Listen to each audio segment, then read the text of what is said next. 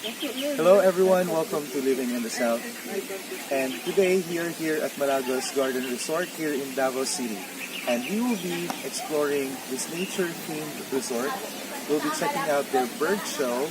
We are doing their chocolate laboratory.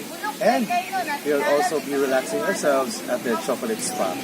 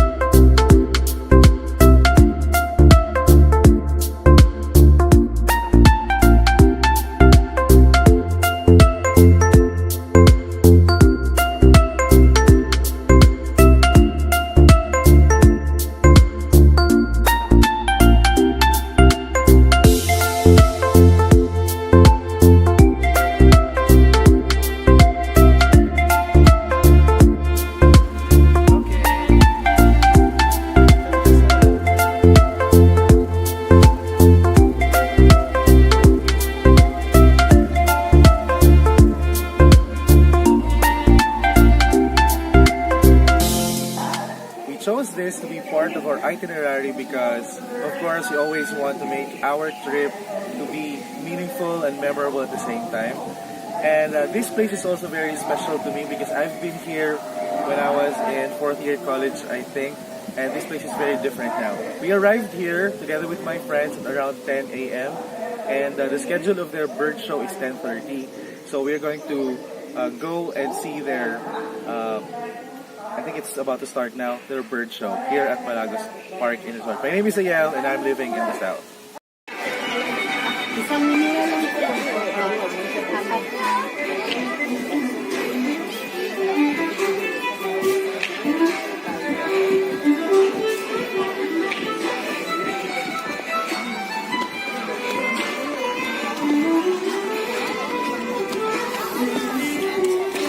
Hi!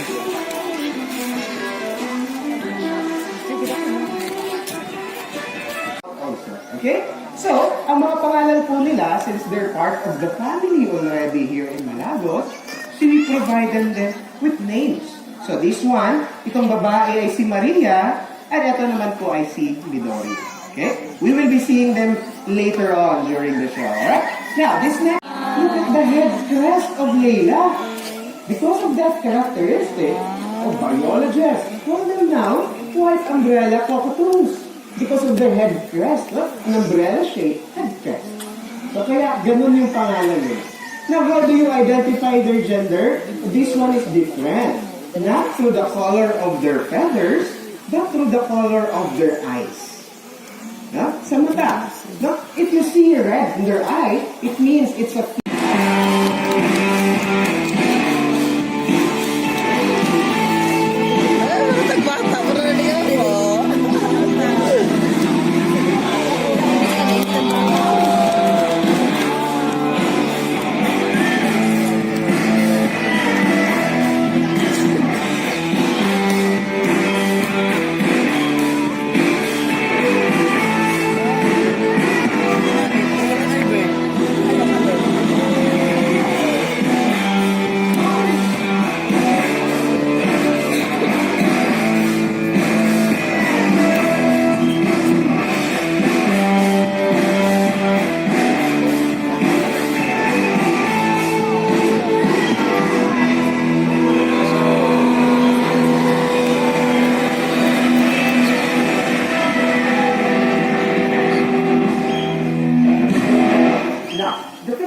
composed of over 7,100 islands.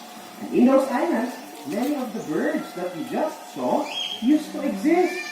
Well, maybe because of our desire. Isa kagustuhan natin na umunlad yung particular na lugar in what we call land development or progress as we call it. Yung negative effect pala itong land development. Kasi kasama po na nawawala. Ito mga natural habitat ng ating nature. Today, they will serve as our teachers to tell us the Philippine state of our environment today. So ladies and gentlemen, my name is Mr. Jane, actually the manager of the resort. At the same time, your host in this 40-minute nature discovery experience. Alright! So everyone, I would like you to introduce, ito po ay si Kapitan. Ha? Si Kapitan po ay isang Philippine Hawk Eagle. No, hindi po Philippine Eagle ha. Again, Philippine Hawk Eagle. Magkaiba po sila. Pero kung titignan niyo po itong si Kapitan, halos magkaparehas po ng mga Philippine Eagles. Tignan niyo yung kulay niya. No, yung mukha ni Kapitan. No, parang Philippine Eagle. Pero hindi po talaga itong Philippine Eagle natin. No, kasi kung titignan niyo, its wingspan is very, very short. Kasi the Philippine Eagle, o yung wingspan nila, reaches 7 to 8 feet. No? Ito napakaliit lang. Now, since napagkakamalan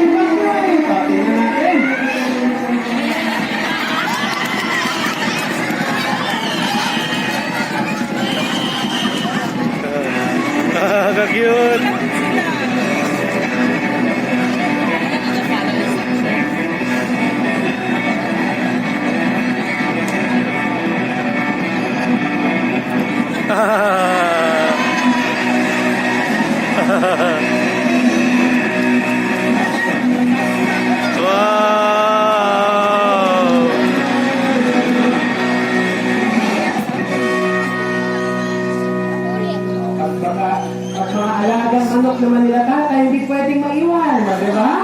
Okay na. Native, Huli na kayo.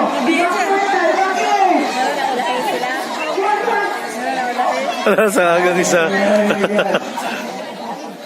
Very good. Kapag kayo daw po, mga guys sa sitwasyon na yun, that you see insect, birds, going to a different direction, kung ano kayo ng dalawang isip, at sundan nyo na lang sila. Kasi sila are what we call biological indicators.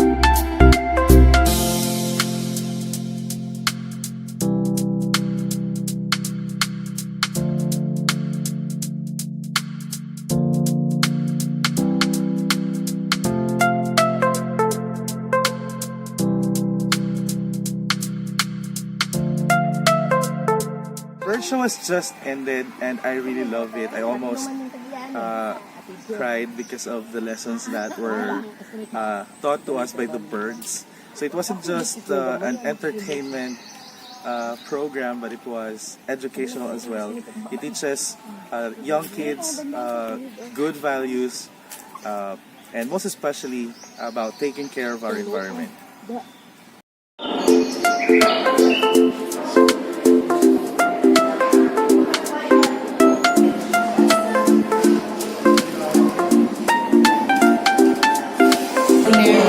The same ingredients.